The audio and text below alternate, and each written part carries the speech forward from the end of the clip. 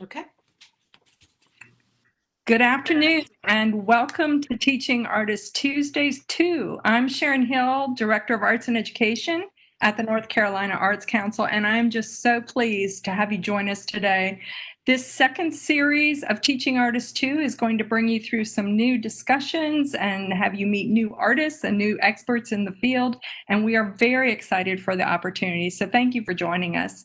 Logistics-wise, just make sure that you're muted and that you are actively participating. We will have some polls later on, and we would love to have you participate in those polls.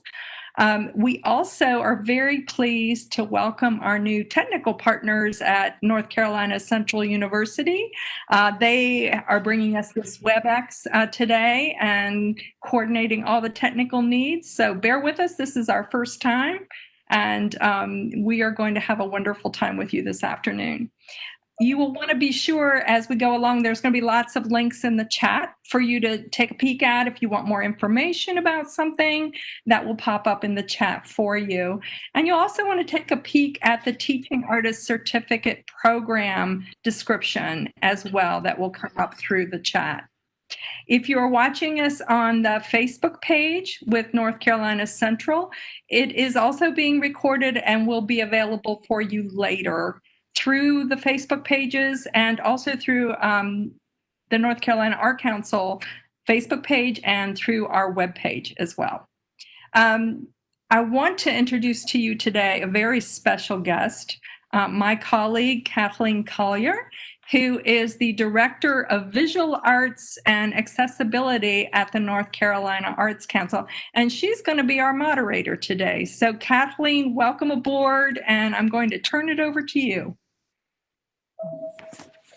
Great. Thank you, Sharon. And again, welcome everybody. I'm so excited to be here, and we hope that today's webinar will be a really helpful resource for artists who both are currently teaching artists, but also artists who are interested in exploring a little bit more about the field. So without further ado, I'm thrilled to go ahead and introduce our panelists.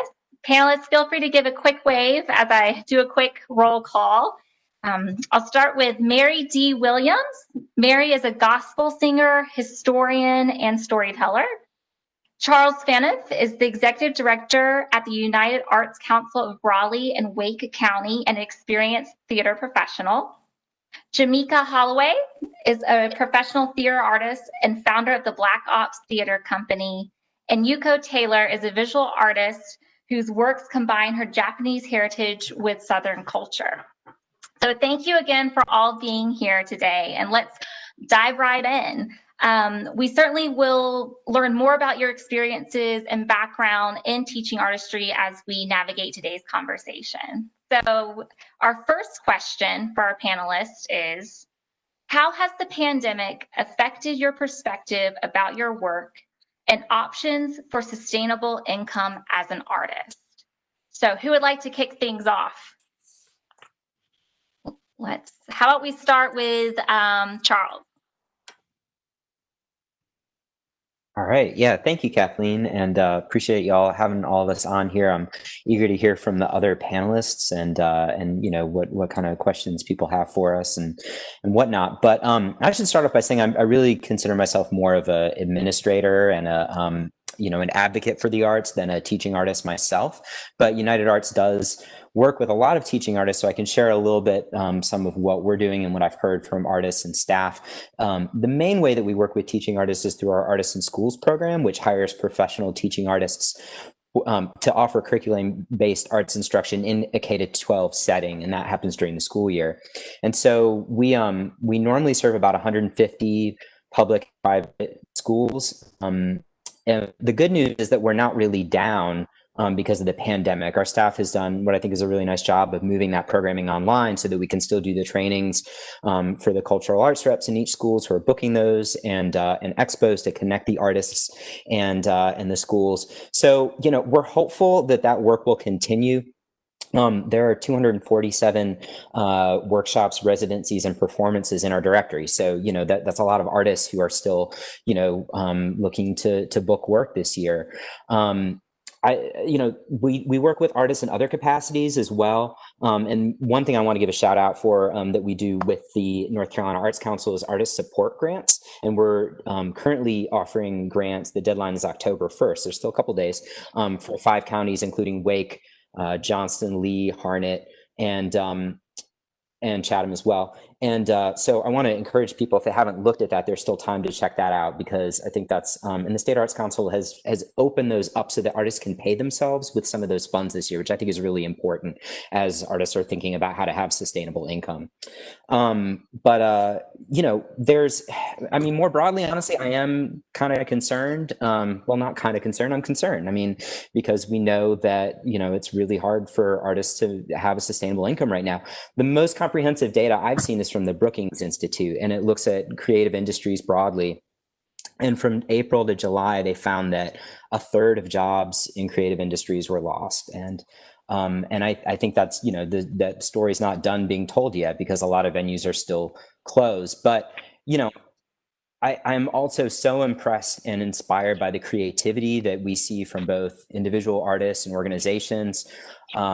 Whether it's people doing things outside or virtually or social distanced. And then, one particular thing from a visual artist we work very closely with, he, a lot of his teaching now is online and for adults. And, he talks about how even after the pandemic is over, he's now got this whole new way in which he will be able to earn income. And he doesn't think that that'll entirely go away. So I think there's some positive gains as well.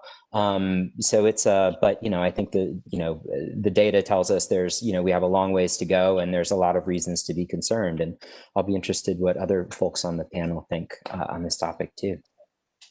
Great, thank you, Charles. And yes, thank you for the shout out for the North Carolina's Artist Support Grant. For more information, please visit the North Carolina Arts Council website. It is a grant program open to all artists of any genre across the state. So thank you for that shout out. And it's true, that's a silver lining, some of this geographic reach as we go virtual. What about you, Jameeka? Just jumping in here right after Charles. I'll also say that I don't necessarily consider myself a teaching artist, although I find myself in a lot of rooms where I am teaching. But for me, one of the things that has been really difficult is that one of the things that makes theater is sort of that person-to-person interaction. And one of the things I think the pandemic has done is sort of stripped us from that very essential element of theater making, that one that wants us to engage up close. I'm actually working with the students at Duke University on their main stage show right now, and I'm actually having to stage that show with folks 6 feet apart, maybe sometimes even 12 feet apart, depending on what the mask situation is. And there's something interesting. So I feel like there's a beautiful challenge connected to this work, as we have to figure out different ways in which we engage and interact and communicate. But I also feel like like I said, there's something very essential missing from that process when artists can't be in close proximity with one another. There's also something, I think at this point we've all experienced a little bit of Zoom burnout, right? Like we're fried from the screen. And so like, how do you push, in a rehearsal process, or even as I'm teaching the class around the play, and we're probing these very intellectual ideas, but it's hard for folks to stay focused or even stay connected and engaged behind a screen. And so I think that there's some beautiful challenges that have presented itself with this pandemic, as we're finding ways to be more creative in the ways that we do present. But I think that also is not new to local small artists and organizations. We're always finding creative and nuanced ways to present work, so that is not new to us.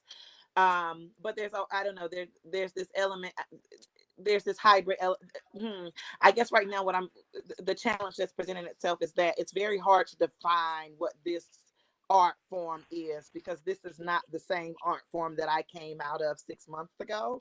And so, figuring out what this new vocabulary is for art making and even engagement is the new task, because it's something new, and I don't think that we can engage it or even articulate our way around it in the ways that we have, pre-COVID. So there are a lot of beautiful opportunities that have presented itself, and then also, yes, I think just some very like visceral, very that human need for gathering is just sort of missing now since the pandemic, and my work feels remiss around it. Great. Thank you, Jameeka. Mary? Yeah, I agree. It's been a challenge. We are having to stretch, and we're having to actually reevaluate. I know for myself, reevaluate how this history needs to be told. One of the reasons being is because it is so important right now with what's going on in our world. It's not just COVID-19. We've got so many things that are going on in the world that are so prevalent in terms of our history. So for me and the work that I do, it is so important to get the message out. One quote I wanted to read real quick, and this is something I always share with the students. If when moving through your life, you find yourself lost, go back to the last place where you knew who you were and what you were doing and start from there. Bernice Johnson Reagan. And I share that because it's so important that we cannot lose now. We can't lose where we are right now. We still have to go back, because if our students and those that we perform for and share this information with, if they don't understand where this came from, they're not going to understand where we are right now. And so it is imperative that we continue to push using technology, using the different methodologies that we can, the new terms, the new ways of getting this message across. The music is needed now more than ever in terms of the music that I perform or that I share and teach about. The stories are absolutely necessary, because when we talk about what's going on in North Carolina, the history that's tied to the music and how powerful it is, but also the beauty of it allowing those that hear to navigate through these times in which we live. So it is really, really important. So yes, one, it has been a challenge, but two, it is a time to persevere like none other.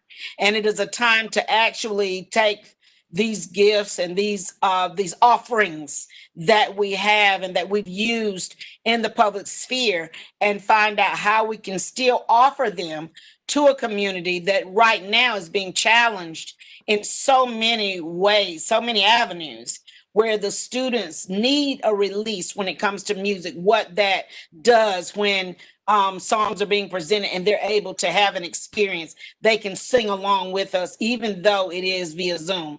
But Jameeka, you're correct. It's a new way, and it's a way that is so challenging because even our experience of what we're doing today, to see, each of you up close, to, see your eyes, the color of your eyes, to be able to see you and share with you is a lot different than this methodology that we're using right now.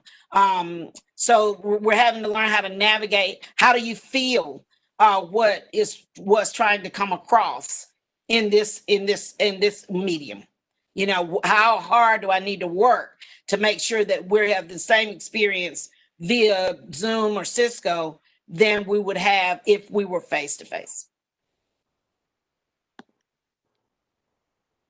Yeah, thank you, Mary. Exactly this. I feel like this theme of resiliency is something that we're encountering a lot in our work moving forward. Yuko. Yes, hi. I am a visual artist, so our point of view is a little bit different. I try to speak for our fellow artist who is actually doing the homework of art working inside of the studio to bring out what we have done as a homework, to show off and to speak from the art to sustain ourselves. So people cannot come to the gallery or museum not to experience the size and the details of the artworks. We are completely done. This world of these virtual things that suddenly happened to us is completely put ourselves into the computer screen artworks, that those things are so thin and so commercial that what we're trying to do inside of the studio to put our heart in it is not going to come across. We are so desperate that to open some gallery or some museums to have a great conversation between the actual artworks. So therefore, we completely devastated of this experience here as a visual artist. And speaking from my experience, after this big riots and the looting, after after the nice peaceful protest, we have to close out our storefront in Five Points Gallery in Durham downtown. So we just took all of our inventory back home to protect. And then we felt like, okay, we're going to be in the studio, work ourselves out. So one day when the store is open, we can resume everything. But then quickly realize that we can't sell anything to sustain ourselves during this time of just working.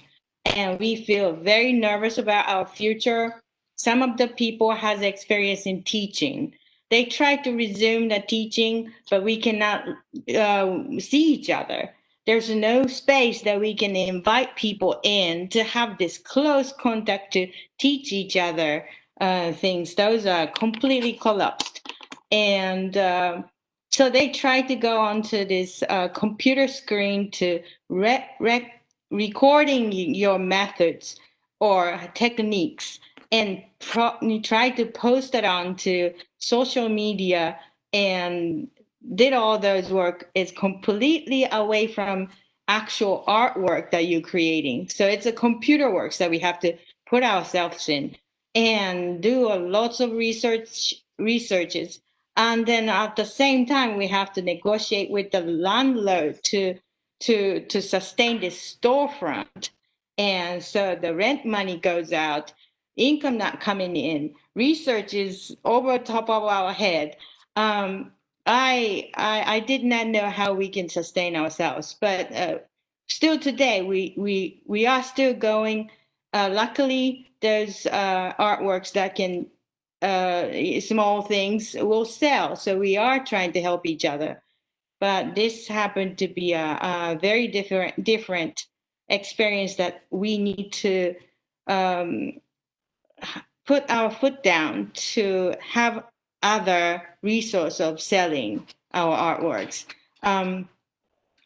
Myself, I obtain special materials from other country, and shipment is halted because of the airplane is not flying. And that is another thing that I got stuck of. But so far, spirit is not down. So that's the only way we can go. And thank you so much for including me here. I'm challenging in language, but I'm trying my best here. Thank you. Yeah, I just want to jump in after you, Yuko. I think that that's real. I think for me right now, the big question is like, what does sustainability look like in this time? And for many artists, like you said, it feels non-existent. I mean, sustainability for me now is having a Google calendar that is alerting me when different arts councils are giving out new artist relief grants, right? And making sure that I'm like first in line to be like applying for those things. I mean, because even in the theater, like when in the American theater, we know like Broadway is even like the largest organism, living and breathing organism that's a part of this American theater is dark until 2021. And so to think about what sustainability looks like for artists who are already nickeling and diming and sort of working the very small budgeted circuits. Sustainability right now is just one of those when people talk to me about sustainability, I'm like, wait, what is that? Like, I used to know and used to aspire to sustainability, but now with my industry just completely frozen with no certainty of what tomorrow or the day after that looks like, I'm with you, Yuko, in saying that it is completely debilitating. It makes it very hard to even create. I mean, because I wonder about whether or not I need to be looking for a job at Belks or Target or a call center. For me, like, that's what sustainability for me now looks like, exiting my field and actually trying to figure out ways that I can still incorporate art into my life. But for me right now, sustainability does not look like a career in the arts. Thank you, panelists. Thank you so much for your honesty. I think this is really important to have these discussions. Any other comments to this question? All right, Lenora. Kathleen, thank you. Oh, panelists, you have really like wrung my heart. I'm just in your shoes with you, and I'm feeling you.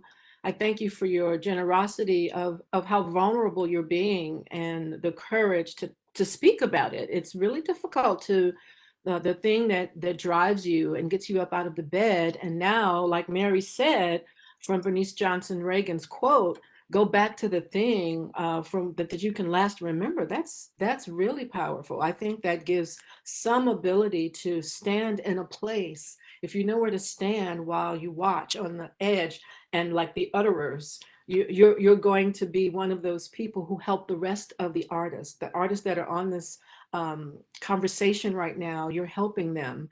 And let's really turn to the artists that are on our attendees, and we want to know what you feel about this question. So we're going to do a poll. Oh, I'm Lenora Helm Hammonds. I'm sorry, I am the program director for the Teaching Artist Certificate Program at North Carolina Central University, and I'm really grateful to be in collaboration with the North Carolina Arts Council for this series, and we're excited that you've joined us. So the information about our program is in the chat. And I hope you're on Facebook, or get to Facebook and see the video later. Okay, that's my 2-minute thing, PSA. So for our first poll, we're going to ask you the same questions that we asked the panelists. How has the pandemic affected your perspective about your work and options? So I'm going to, this poll, I'm going to open it up and you should be able to see it. I hope you can. Okay, great. So I am confident I can get through this. That's A. B, I am taking steps to ensure my relevance and nimbleness. C, I see the pandemic as an opportunity for growth. D, I am uncertain of my future as an artist. And E, I am in crisis.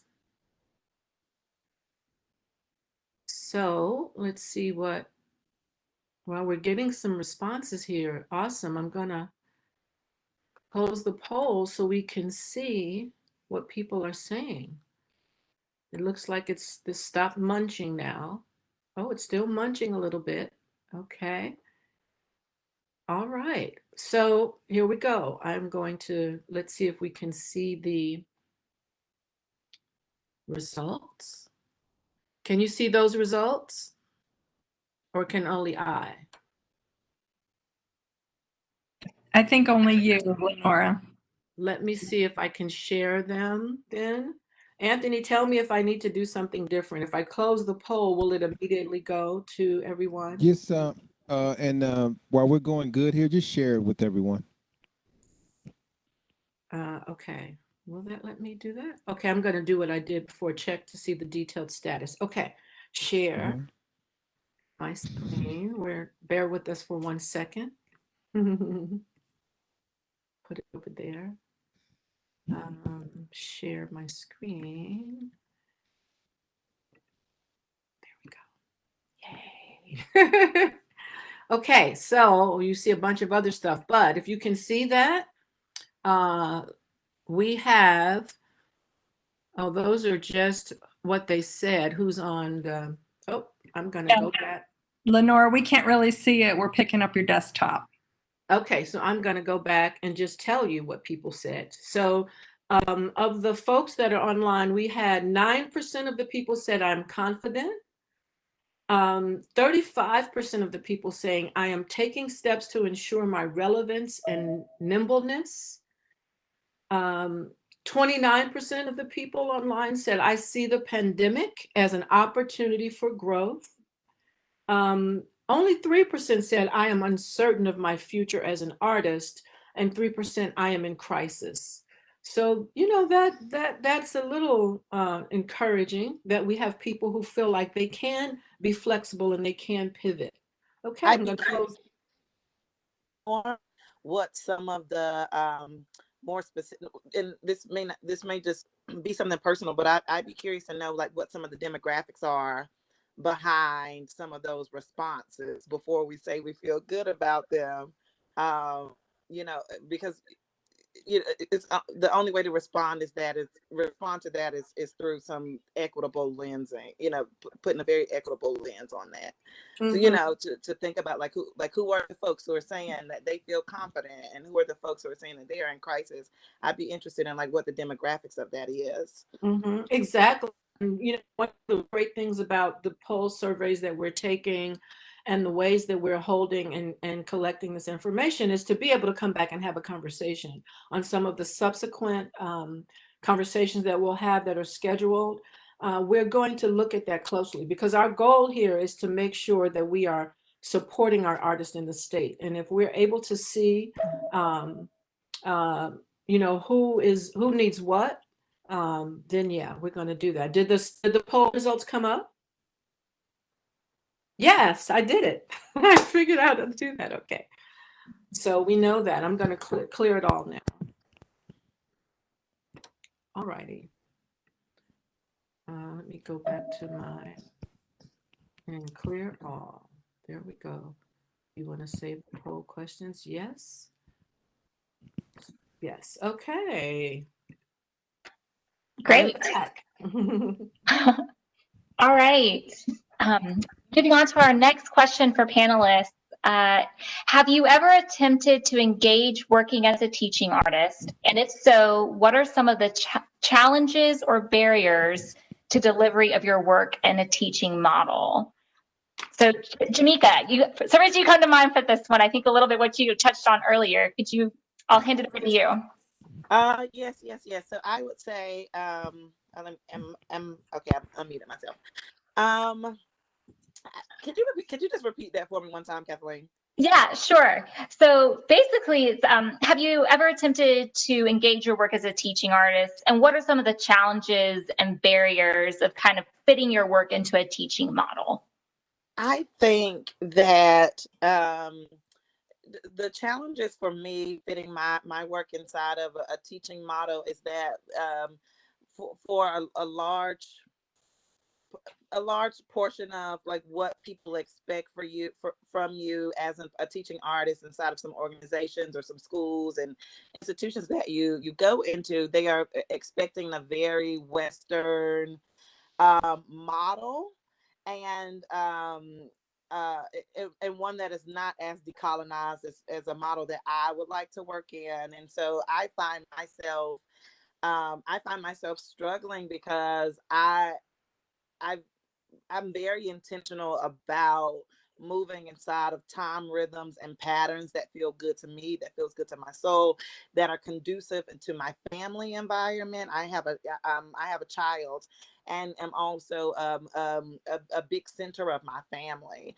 And so sometimes trying to shift the work that I do in the community and that I do with my personal producing and curatorial work where I'm able to shape sort of I'm able to even like logistically shape my schedule, and then also the ways in which that I engage artists. We're able to create parameters around like ways that we feel safe in space, and sometimes the ways that we need to feel safe in space are not always aligned with institutions or certain organizations.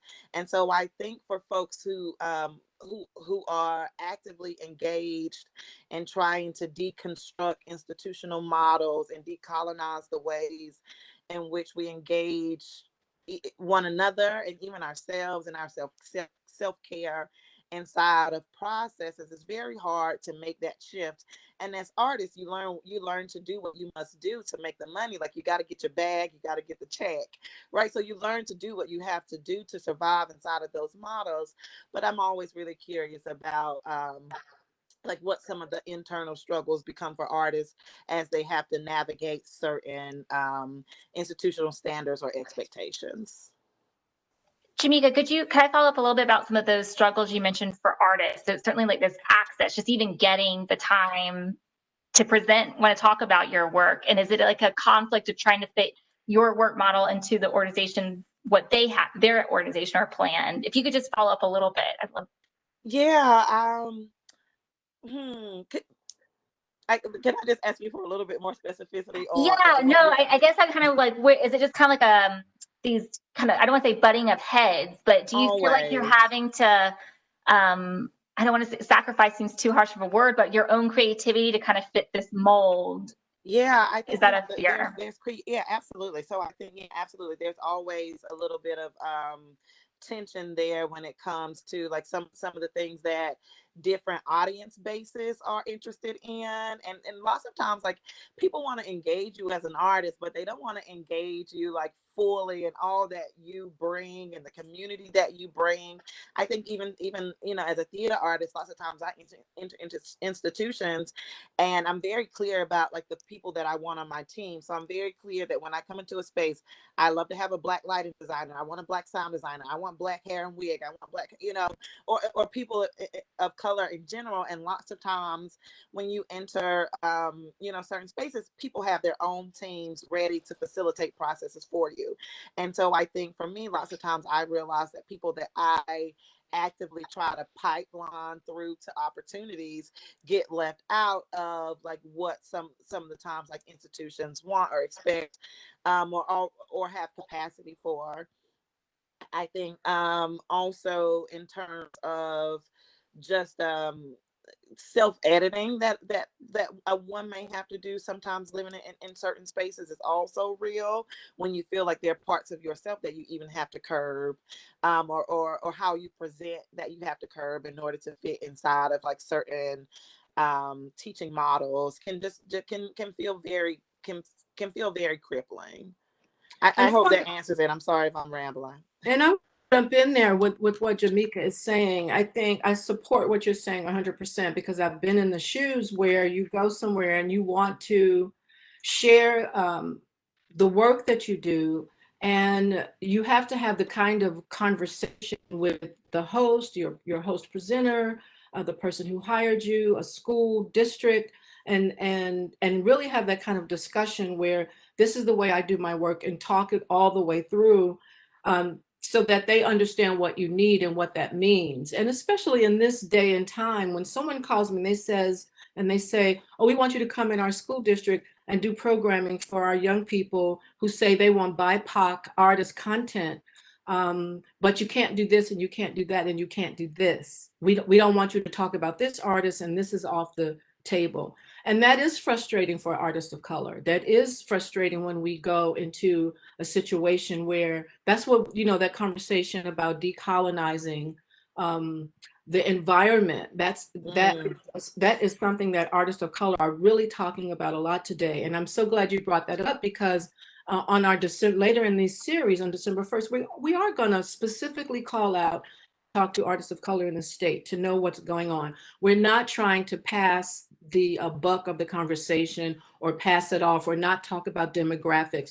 We are trying to have like a kind of a larger conversation today. We have a lot of people on the panel we want to talk to and hear from. But I got a personal private chat from somebody who said, I brushed off your comment about demographics Certainly not. And that may be a little bit in your face, attendee person. I just want you to know that we really have a focus to hear from everyone about what's going on with them. We really want to hear from how you feel, and not, we can't sit on one particular problem. And it's hard because when we ask you what your problems are and you have a problem that comes up when we want to talk about that problem, we have to be patient, you know, with the with some of the aspects of the conversation. So I support you 100% what you're saying, Jameeka, and I really feel you. I've been in those shoes, and it's the reason why NCCU Teaching Artist Certificate Program exists. But that's a tough one. That's a tough one. And you know, I was talking to Yuko Taylor. I'll throw it back to you, Kathleen, but Yuko had some big issues with this same question. Well, let's go with there, Yuko. Okay. Yes. You know, I am an artist and I live my artist life, and so therefore, unless something is totally wrong and halted my income, I don't want to option myself for teaching. That is the first feeling that I had. But my art is unique, and I was stepping back in and tried to hide under that cover. But this time, maybe I should go to the front because it is unique, it's cultural. And Jameeka just said, it really hits me. My art doesn't fall into the Western model, and the teaching model is also not falling to such a way either. So if I were to teach something, it's not going to be just classical and only going through this textbook of left to right. It's going to be more cultural understanding. It's more philosophical ways, and those things are all also the learning experience for the person who would like to learn, I think. And maybe, you know, because I was thinking, oh my God, do I have to go to this teaching part? I was afraid of it. But if I break through all those, what we are talking about, it might be so much unique. And this could be the thing to inspire me to be a visual artist then. Somehow I just did not know how to elaborate the idea of what the teaching is, just because I was put into the lens of the way it is in this country, this era, whatever it is. So why to resist? I would love to open this up. This is one of the things that COVID brought to me, because I had a time to think about it, because I had to be in the wall like this. So I appreciate that type of journey here, being an artist. And but definitely, if I am to do that in the time of COVID, I have to have equipment to really market myself, to find the opportunity for whatever I said is going to come true. So it's a long way. If I focus on those things, of course I have to put my art aside to do it. So we'll see what happens. But I like this discussion. I do want I want to ask something there though. So because when you all, it sounds so finite when you talk about putting it aside. Because I'm encouraged to understand that even though we're doing other things, even Jameeka, what you were saying, other things, I know for myself, and I don't know about Lenora as far as her career, how her career started. But for me, my career started in kind of it was a way that I navigated. And I actually was a Medicaid case manager for 30 years. And so I was singing and doing my work in between, or taking my days off and things like that. And so for me as an artist, even during this season, I'm not ashamed to get a, it doesn't bother me to, when this, it presents itself, to go out and make a hustle. And that's just how my daddy would say it. You got to hustle. Because when I think of us as African-American women, of different cultures, I'll say not just African-American, but different cultures, the world needs us. They need every bit of who we are and what we got to offer. And if for no other reason, I've got to keep going and keep touching base, keep connected to my gift, stay connected to my art, because of the fact that there are other people looking. I think about, Lenora, you really impressed me. We were together in Tryon, North Carolina, doing the Nina Simone tribute.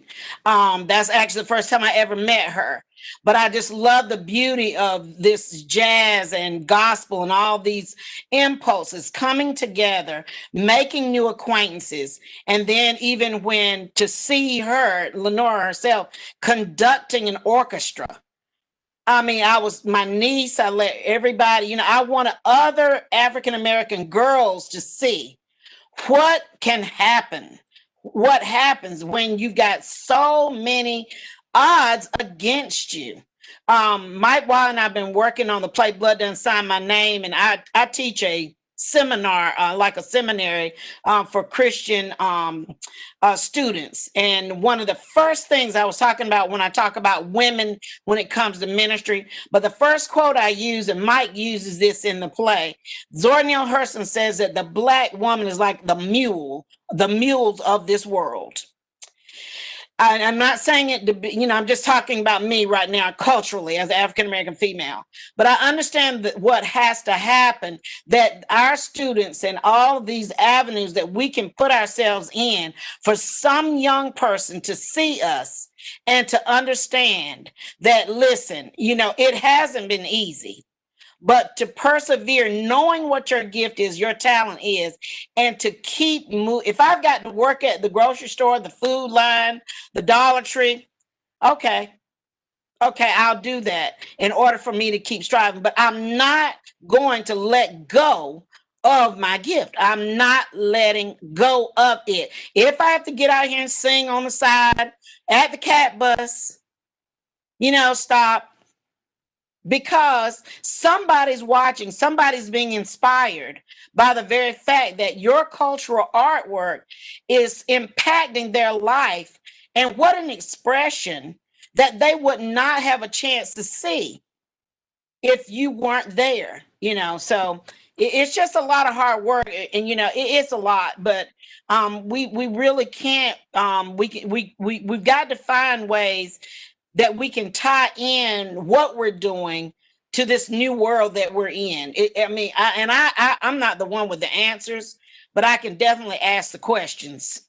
You know what I'm saying? So, because it's just, you're too valuable. We're too valuable to this world, to North Carolina, to sit back and just say, well, I'll wait. No, where can I post it? Can I post it on a bull? Where can I put my artwork? Where somebody can, what restaurant that has half capacity will let me hang photos in there? What can I do? So. I love that you said that. My biggest takeaway from that is, I think right now that there's a lot of shame from young artists who have to take on like an extra job and have to work at, because people tell you like, oh, quit. They tell you, step out on faith, quit your day job and chase your dream, right? And so that seems like something that's like, admirable these days. But I love that like, honestly, God, like your art has to be accompanied sometimes with something that is all, that's also going to provide you something sustainable. That's right. Because you don't want it to take you out. Yeah, absolutely. So you got to keep moving, but you got so much to offer. But I can't give up on it. But I know that I got to live. You got a child. I had at the time sons, and so I wasn't equipped. My family life wasn't in a position where I couldn't work and just invest in that. I felt so good. I was in a movie, Blood Doesn't Sign My Name. I was in that film and I did the soundtrack and I was actually in the film. And so I was, you know how you fantasize, and our young people may be viewing this today. You fantasize about what you're going to do and, you know, when I make it big and blah, blah, blah. And so I had the chance to be on set with so many great artists in this movie. So I was there actually, I took a leave of absence from work. I was so excited. So I was on there every day. What was so crazy, I was sitting there one day and they allowed me one of these chairs to sit with Jeff Stewart, who's the director. So, I mean, hey, that was like the life, right? And so I'm sitting there with Nate Parker and Layla Rashad. I'm sitting, but they're like 2 seats down. And so I'm looking at them. And so this guy comes up and he's running up to Nate. And he was like, hey, Nate, listen, as soon as this is over, you got a couple more days here and blah, blah, blah. And so he was the agent. And so he was trying to tell him what was coming up next. And then Layla Rashad was like, well, never mind, I'm going home. You know, don't worry about me. And so, you know, they were doing all this stuff. But then what dawned on me was, oh my God, I got a job. I don't have to worry about whose movie, whose song. Oh my God, I was so glad to get back to 220 Swinburne. I had a desk, a job, you know what I'm saying? Insurance, people. Oh my God, you know, I'm like, what? Wake County, here I come. But I realized then, wait a minute, this life, you know, they got this money for this one movie, and then they had no idea what was next. I knew I was packing up my grip and going home, you know what I'm saying? And was going to be able to sit down in my desk and do my job. And so people were like, I thought you were going to be a movie star. I thought you were going to, no. I'm here 30, I was there 27, 30 years. No, because I've got to eat. I've got 3 boys, look, no. So, Yeah. you know, that's how it goes. You know, come on, let's be realistic. Right. It's a luxury to be able to quit your job, your full-time job, to pursue art. It you is. know, yeah, it's a privilege to be able to do that. And I do have a quick follow-up, Mary, but then I promise, Charles, we'll get to you. I do have a quick follow-up, Mary, just because of so many of your partnerships that you've done. I think you come to mind that you've worked with a variety of audiences. And that's one thing that comes to mind with this question, is some of the challenges with developing those partnerships. As a grant funder, we're always interested to see what organization or community group a teaching artist may decide to partner with. And we want to see there's a really important strength there so we can know it's a great program that will be facilitated.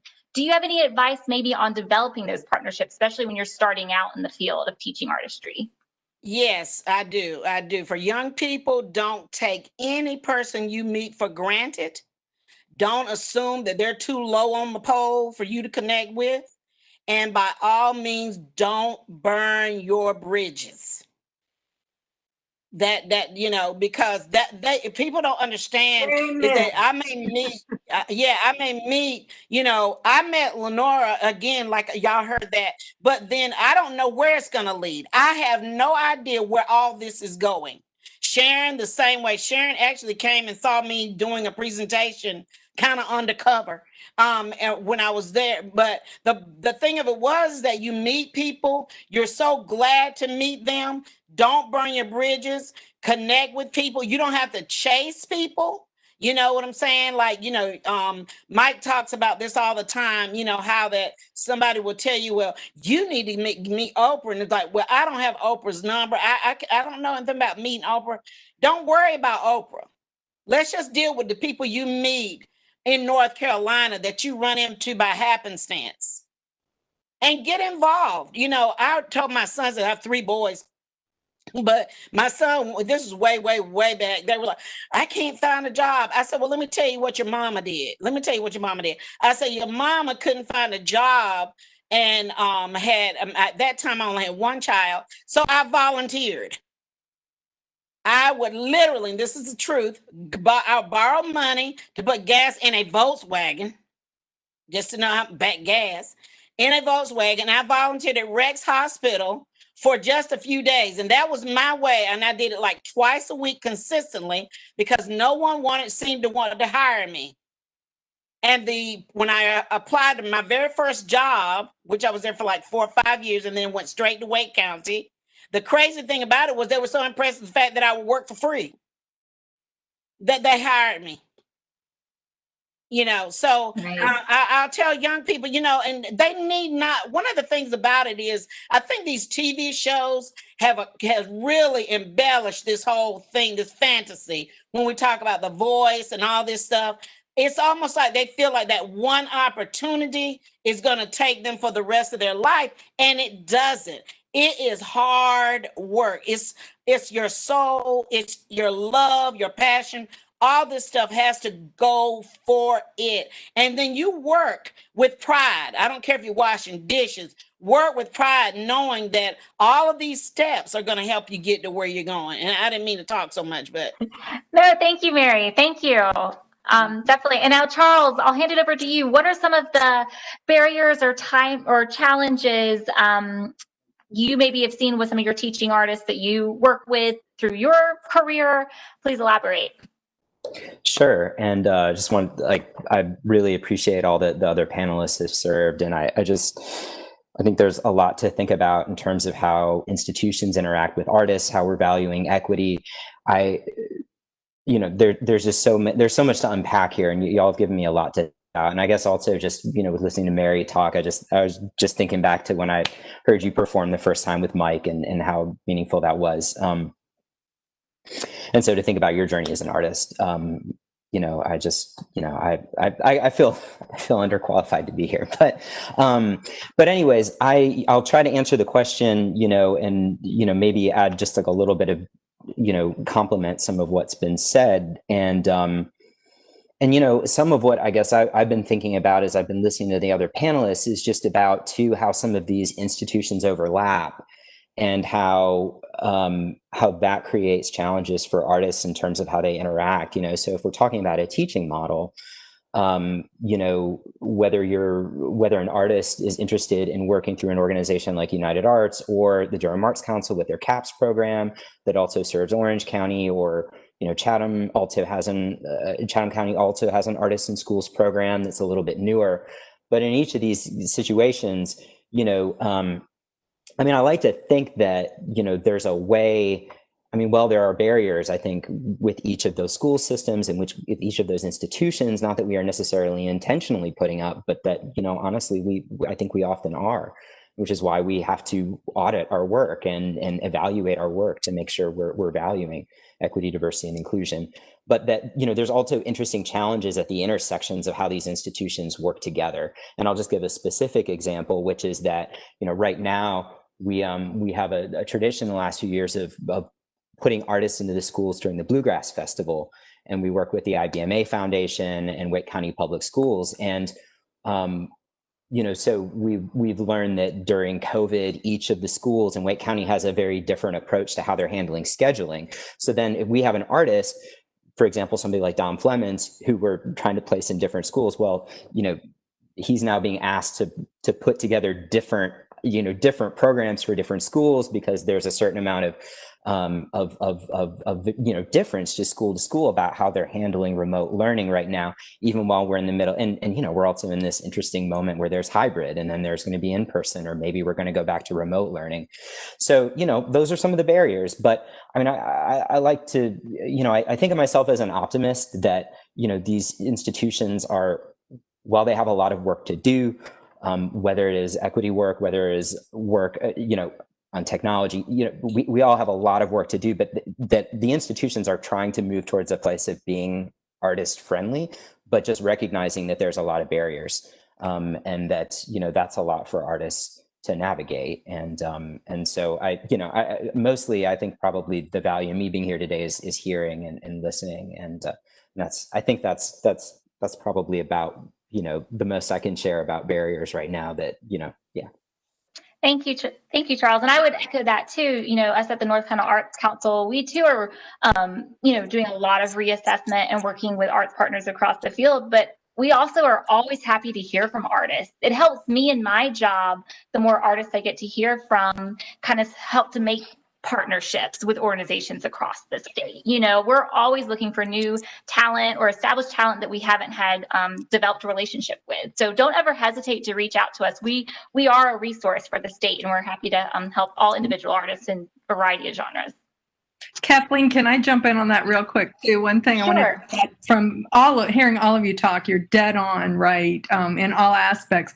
But, you know, in terms of barriers to being teaching artists, if you're explaining your work to anyone, to the person at the bus stop, or you're in the gallery explaining, you know, where your sources come from or how your style developed, you're a teaching artist. You are sharing your work. You're helping people understand. So it doesn't have to only be in the classroom. Mary, the first time I saw you was in a senior center, and they were just mesmerized, and they learned so much from that interaction.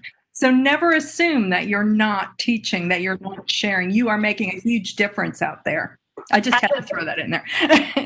And that's a great comment, Sharon. I know we need to open up to the polls, but exactly, my work as the accessibility coordinator, we're always looking for artists who will work, you know, COVID's definitely, as we've been discussing, created an impact, but we are looking for teaching artists who can work with, you know, seniors, who can work with, you know, health, arts and health in a hospital setting. There's a lot, you know, in the prison systems. There's a lot more than some artists. And K-12 is a wonderful group as well. But if that's an audience you're not very comfortable with, realize there actually are a lot of areas and audiences worth exploring. Exactly. I mean, piggybacking on what both of you are saying, Sharon and Kathleen, and to respond to what Mary asked me, when I was living in New York, I made my living as a touring and performing artist, but in between those tours, I was a teaching artist for Carnegie Hall Education, Brooklyn Philharmonic, and I didn't know I was being a teaching artist. I was just going there to talk about Louis Armstrong or the combination of Charlie Parker and Stravinsky. Then someone said, oh, well, that's what teaching artists do. And then I said, oh, really? What's a teaching artist? You know, so there are artists that we really want to be able to touch, and I hope that are listening, who don't even consider themselves as a teaching artist. They like, what's that really? And so they feel like they can't do it. And so like when Yuko was saying, I don't really have a palette. I'm a visual artist. I want to deal with textures, and I don't necessarily want to teach. But the minute you open your mouth and describe your work, right? Exactly, Sharon, you hit that right on the head, which is, you know, one of the important ways that we just open up our mind to thinking. They used to call teaching artists artists in the schools. They used to call them art specialists. Like the nomenclature about the field has changed so much that people are not even sure if that's what they're doing. And you do have to have grit, and you do have to have kind of like a way that you're returning to it no matter what. So I'm sorry, Kathleen, should I do the polls yet, or? Okay, so we have one last poll question, but more questions from the panelists. I hope you all are enjoying this. And listen, we cut off, the panelists wouldn't be distracted or compete with the chat, but we do want you to put things in the Q&A. So please put your comments in Q&A. We promise we'll get to them. Okay, so our second poll is the same question that our panelists just asked. Have you ever attempted to engage work as a teaching artist? And if so, what are some of the challenges or barriers to delivery of your work in a teaching model? And this is for the people that are listening, and we're going to open the poll. I hope everybody can see the poll. And so number one, A is I am an active teaching artist. B is I am re-envisioning my marketing as a teaching artist. It is C, it is difficult to teach others my art form in a virtual setting. We heard Yuko talk about that. A, B, C, D, access to materials or instruments is a barrier to teaching my art form. Yeah, we can't get the shipment, you can't get the materials in. And E, my medium does not translate easily to teaching artistry.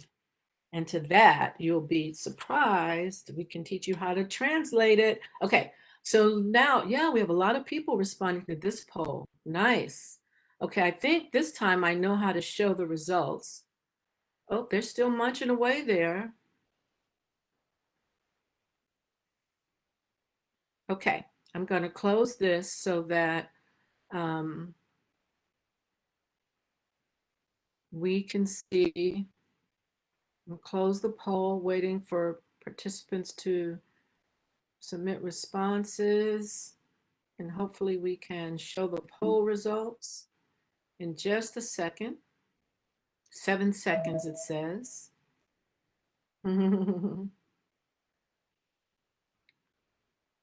Nice. Okay, so I don't mean to be sharing that. Poll results. Do we see the poll results? Are they showing? Great. Good stuff. Okay, I'm gonna shoot that back over to you, Kathleen. And those poll results are going to when we do our survey and our work further to help the artists in the state. Thank you so much for helping with that. Great, thank you. And so our last question today for the panelists is, and this is one I certainly hear a lot from artists in the field, is do you feel like it would lessen your validity as an artist to couple your work within a teaching model? So for this one, I'm just going to go ahead and hand it over to Yuko. I completely disagree. I think it's going to help me because I can be better artist by teaching others. Also, the medium that I'm using is a traditional Japanese pigmentation painting, which is so traditional. And I don't believe anybody who is in that field teaching around here. So I think if somebody would love to learn, I'm the only one who can do it here. It's just I had to decide to do it. But I know I think it'll help me tremendously if I were to really do it. That's my thing. I understand that some people who is just teaching a very conventional way of techniques, and that would be something that maybe you revealing all the techniques that you learned for years, handed to others by hourly wages. That's not going to be good. But I am fine with that.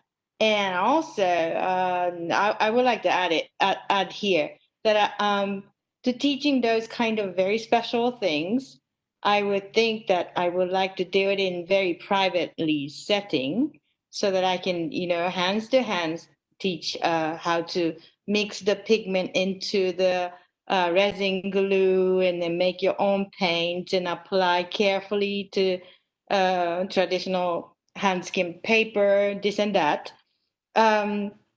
I was really, really trying to organize what's the step that I actually could do this, and then write it down the step by step, and thought about, well, if I were to do this very private lessons, maybe I don't need to do virtual.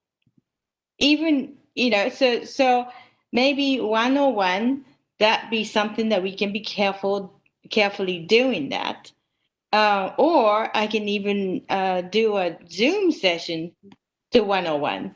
So more I think about, I have more better idea of how to pursue it. It's just a matter of I'm doing it or not. So that's really nice. And other things that I got really inspired during this time is that I have a son who is disabled, and he's also a visual artist. And he doesn't have a voice, so he expressed himself through the visual art, and he has his own way of doing that.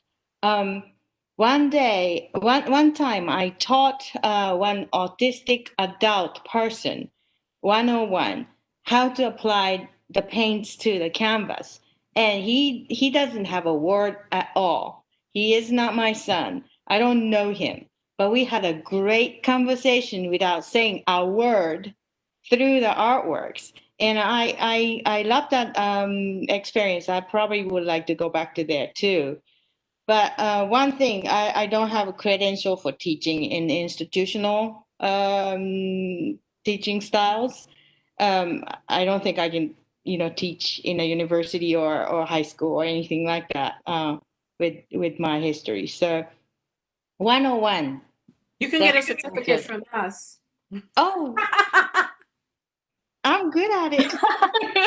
Well, so I would love to, love you to tell me something that I can, dependent on for me to open up things.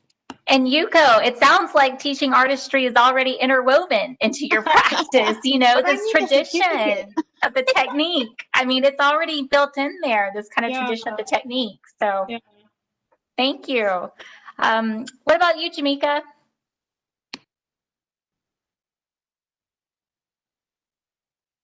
Let's see here. Jameeka, you may have cut out on me, but I was going to say, do you feel like it would lessen your validity as an artist to couple your work within a teaching model? Oh, and Jameeka, I think you're muted. I'm sorry. I'm so sorry. Here I am. I'm sorry about that. I don't necessarily think it lessens the vitality, my work at all by being a teaching artist. But what I do think it does, it sort of takes my feet off the ground a little bit. I think one of the things that I enjoy so much about being able to work as a freelance director, which sort of gives me a lot of room to sort of travel and direct different places. I don't know. There's a sort of freedom that I enjoy about that. And I think about that in contrast to what it means to actually have a more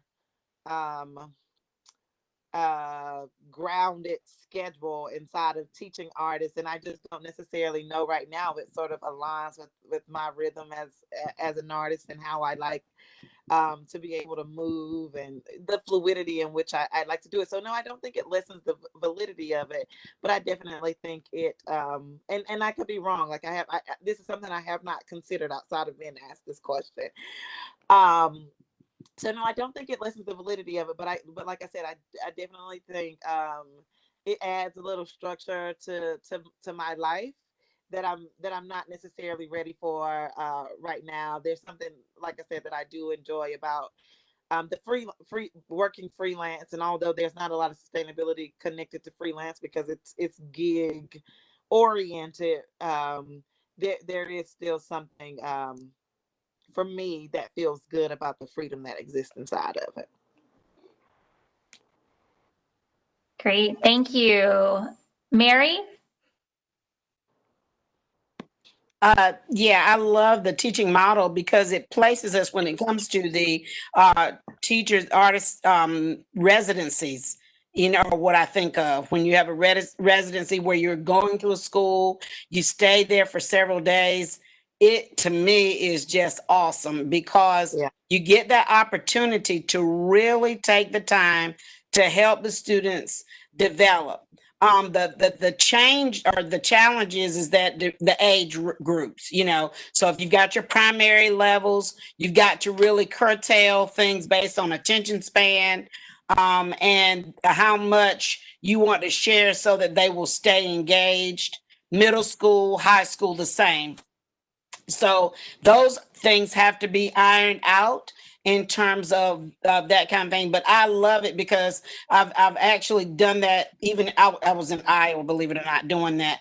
And so it was predominantly Caucasian students. But what was so crazy, they had been queried or asked about doing this choir. I was developing a choir for this final presentation, and I did a symposium on Mahalia Jackson.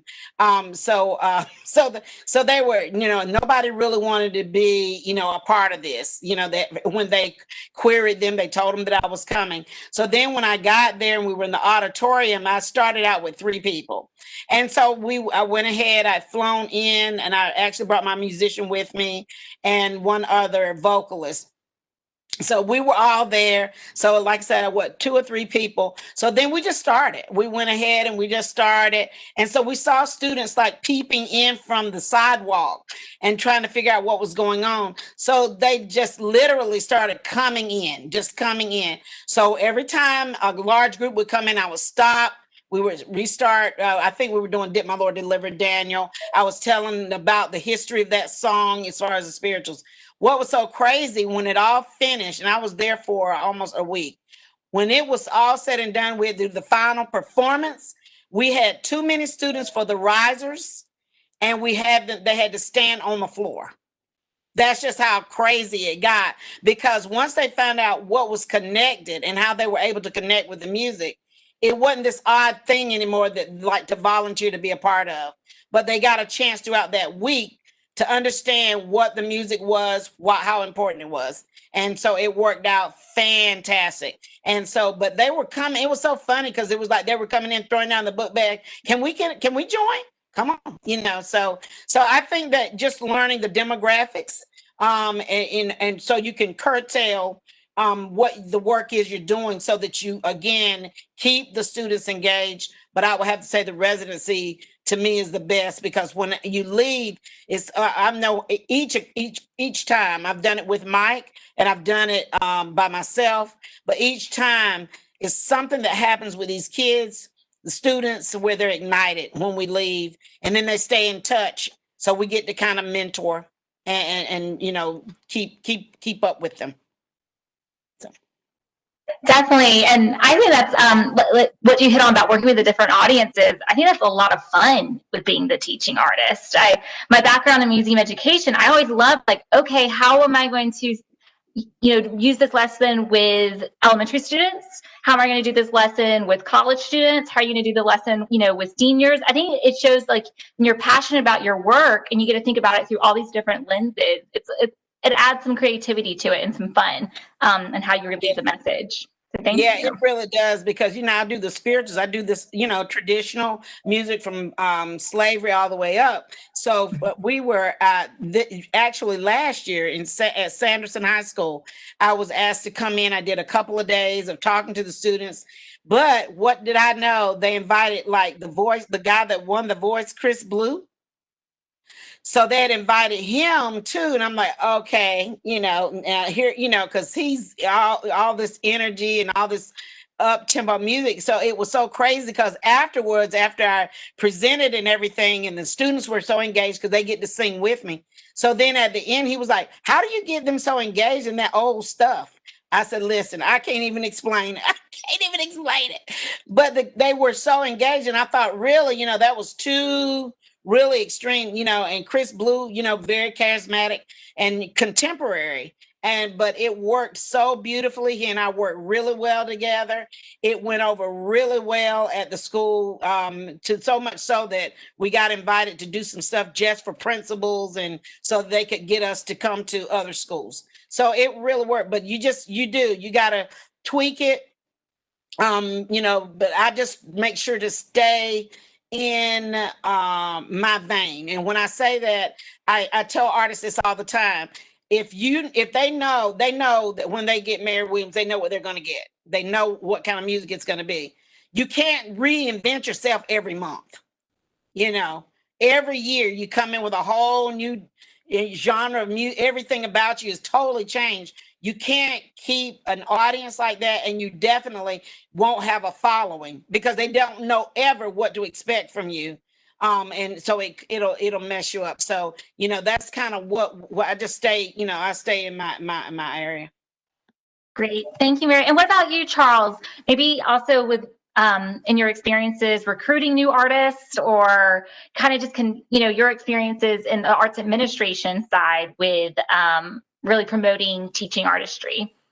Yeah, thanks. It's inspiring to hear how much Mary gets out of a residency, and I think we hear that from a lot of our artists, that there's a number of artists, and maybe some of it lends itself to certain art forms, where just that sustained amount of time, with a classroom where they can build a relationship with teachers and with kids, is what they really are looking for. We have a pretty wide spectrum of folks who want to do the kind of one-off assembly versus the longer amount of time. We did just earlier this week, a folk musician we work with, Charles Petty, did a school assembly, and it was one of the first school assemblies we've done actually online, and we were really pleased. We had 80 some people log in to watch this. There was a little girl who was jumping up and down on her bed, and that just everybody was like, just to see the joy in that child was really special, and I think really thrilling for the artists and for everybody. And so I think it's interesting that we see such a variety of different ways that artists want to interact. And one thing in getting ready for this, I was talking with Reagan Carlisle, who some of y'all know, who's our in charge of programs, and she just encouraged me to share with y'all what she observes, which is that this is a time when teaching artists really actually have a lot of power to offer solutions to teachers. And she said, just from what we hear, teachers are having a hard time. So anything, and that's classroom teachers. I mean, she means classroom teachers are having a hard time figuring out what to do with their kids. There's frankly, it's a challenging learning environment. So, the more artists can be flexible and innovative, you have an opportunity really now, unlike you would in perhaps, quote unquote, normal times. And so, I just thought that was interesting and wanted to share that. Hopefully that, will be helpful. But yeah, I'm always excited to hear the variety of different ways that artists can figure out how to couple their work with a teaching model. And I certainly think we've heard a lot of great examples too. I think that's so important. That flexibility is crucial. Like whenever one of my students who are they're out of work and they're part of that cadre of folks who really made their living only as a performer or a teaching artist, and it may be a little in your face. I say, get over yourself. It's not about how you are comfortable doing the way that you did it before, but people still need you. People still need the art. So let's put our heads together and figure out what are the changes you need to make. Like I loved what Yuko said, being in the pandemic. Now she goes, oh, I can show them how to do one of the steps in Japanese painting. I can do a Zoom, a one-on-one. Every one of the artists were saying that flexibility is key. But sometimes you need a little encouragement. Sometimes you need a way, a buddy to help you think outside of the box. So this is a time where teaching artists have a lot of leverage so that teachers in school settings who are used to a certain way of delivery are, like at first they couldn't see no way, no way that it could still function the way that they were used to and comfortable. But then there are ways that it can work and it can happen. I talked to someone from Chapel Hill Carlborough School District the other day, and they're trying to figure out a way to have the NCCU Vocal Jazz Ensemble come and do a Zoom and a virtual kind of a conversation about the music and about the work. So people are moving. There was a time when we didn't even know what Zoom was. So I think that it's Zoom or Cisco. But I think it's I love what Ryan, is it Ryan or Reagan, your colleague said, Charles? What's her name? Sorry, trying to unmute myself. Reagan. Yeah. Reagan. I think that's just brilliant. Exactly. It's just wonderful. Oh, great. Well, any other comments from the panelists before, are we ready to move maybe into the Q&A session? Any other comments before we open it up? All right. We have a couple questions coming in. I'm not sure where they came from, if it was on Facebook or through the webpage, but one of them talks about Zoom burnout is too real for me right now. I totally hear you on that one. Outside of taking heavy social media and screen breaks, what are people doing? So when so much of what we do relies on digital presence, how do you keep yourself refreshed and enthused? Well, okay, I'll start that, answer that. One of the things that I actually have been doing, I had a wonderful opportunity that kind of came out of nowhere, doing a review on a children's book for our HarperCollins Publishing. And so, who gets paid to read? I'm like, oh, wow. I'm like, oh, wow, this is exciting. So, but from that, I thought about another avenue. So what I did was taking just one particular song, which is one of my very favorites, and writing a children's book about it. So I've just been starting to do that because I thought, we can't let this music die.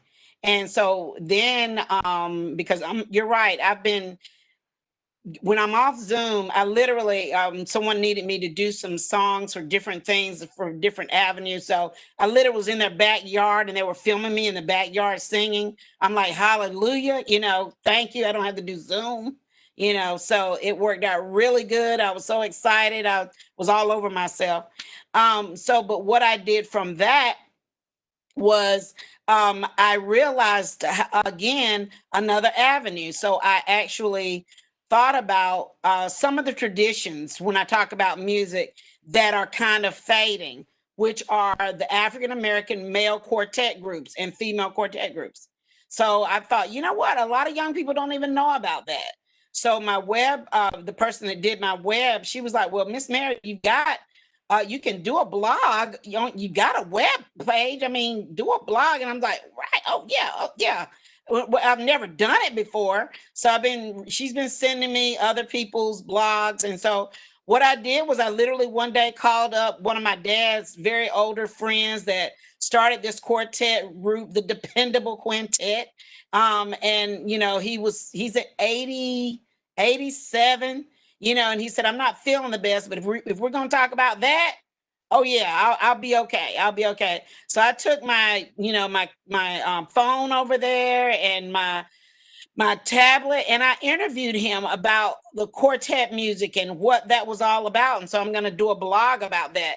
But I mean, hey, it's stuff to do. It's just the fact of, doing it. Because like, would I have had time if it wasn't for COVID? Would I have had time to go over and visit him and interview him, let him sing some of those old quartet songs, tell me about how he felt in a season when there was so much discrimination that he had this little petty job, and then he would put a suit on Sunday and go and sing, and everybody was so enthused and he felt like he was a movie star. Hey, that's the story. And so I was like, oh yeah, I got to talk about this. I got to let, because he, at that time he said, Mary, it didn't even matter that I didn't have, I don't have much education. He said, but when we walked out to sing those songs on Sunday afternoons at these different churches, he said, everybody was screaming for us and it was so exciting. He said, I was somebody. So I want to tell that story. And so I started, I'm starting that. As far as the blogs, I got to know how to formulate it, but just different things that still in the vein of the work that I do, and getting this message out to anybody that'll read it. But we got to keep it moving. I think for me, one of the things that I've been doing outside of Zoom calls and taking breaks from social media is actually resting. um which is not something, which again feels like a luxury these days. But again, I think before COVID, like, I was definitely in this pattern of move. And now when I have the opportunity to, I take rest. Like, and even going back to that quote, black women being the mule of the world. um you know uh, we were living in a very specific conditions when Zora Neale wrote those words. And it is my vow that that will not be my story, that will not be my narrative. When I work, it will be soul pleasing work. And when I am tired, I am going to take a break. I'm going to take a nap. I might just go hang out with my cousins, or something like that. But also knowing that that is a big part of how I work and how I move and work is being rested, and how I show up for the people who want to engage my work. Lots of times it means that I have to take a break, and then I have to, like, out when I'm taking a Zoom break or a social media break, that I'm spending time with my kid, that I'm looking her in the face and I'm playing dolls. I'm sitting down on the floor and I'm mashing Play-Doh. Like that for me is also a big part of how I show up and am able to be the artist that people expect from Jameeka Halloway-Burrell. I think self-care is so important, especially right now, because it's not only about being on Zoom, it's all the stresses that we've been describing throughout this conversation. You have got to practice good self-care and use those other parts of your life and your brain. You know, if you've been on something where you're focusing, get up and move, get up and dance. If my neighbors could see in my windows, I would be so embarrassed. But, you know, those things are so important. Yuko or Charles, did you want to weigh in on that? Oh, I have a very fortunate group going. My neighbors. Okay, we do this driveway hangout for Fridays and Saturdays. Okay, so Fridays, husbands group going out to the driveway from about 7 or 8 p.m. to midnight. They just bring their BOYB and whatever the snack that they want with the little carriage and the lawn chair, and then just walk to the neighbors and sit down and just have a 6 feet apart and then talk about everything, right? And then that's a Friday for my husband. I'll do the same thing with the wives on Saturday night. And we've been doing this since March.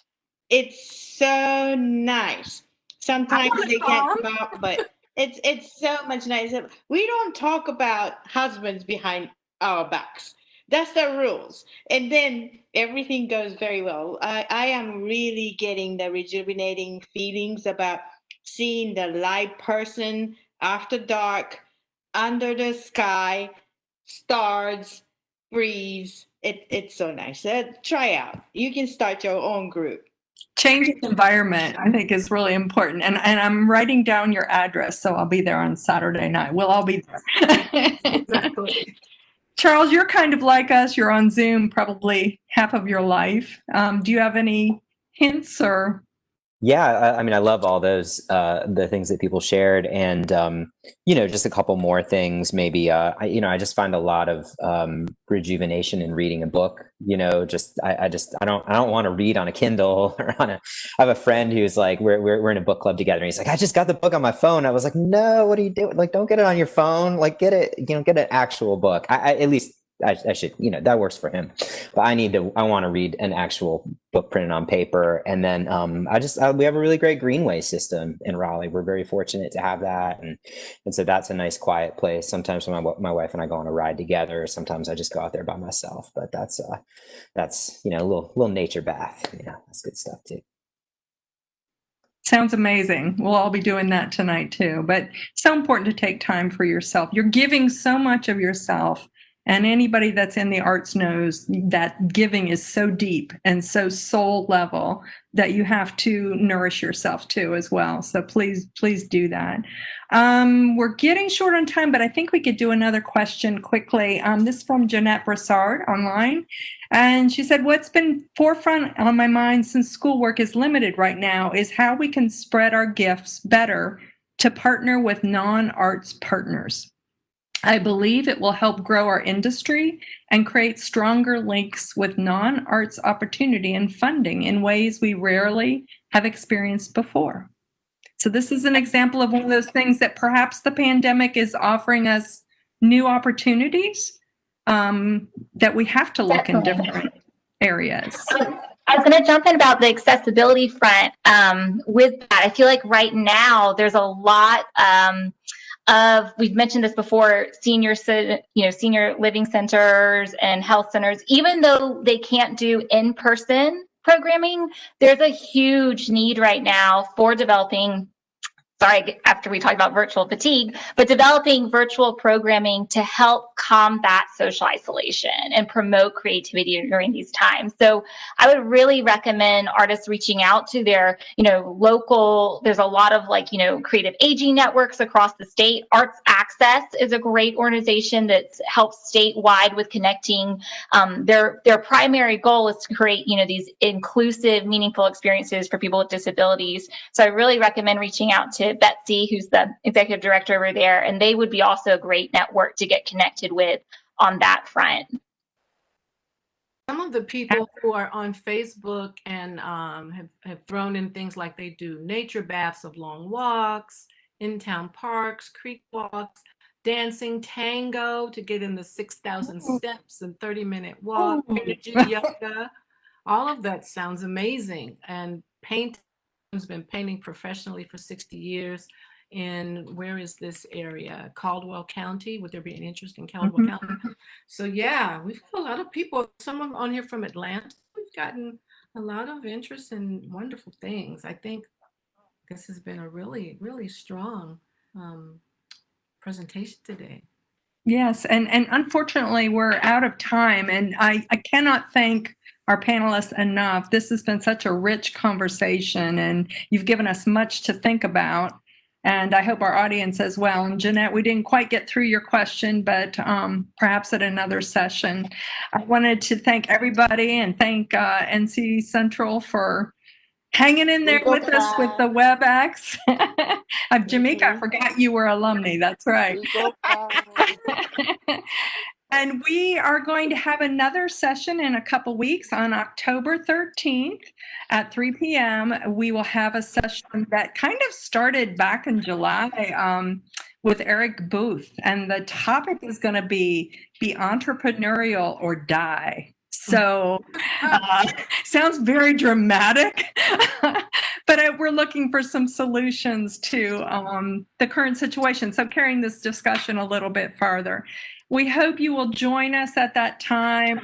Big thank you to Kathleen for moderating for us today. She was awesome. Yes.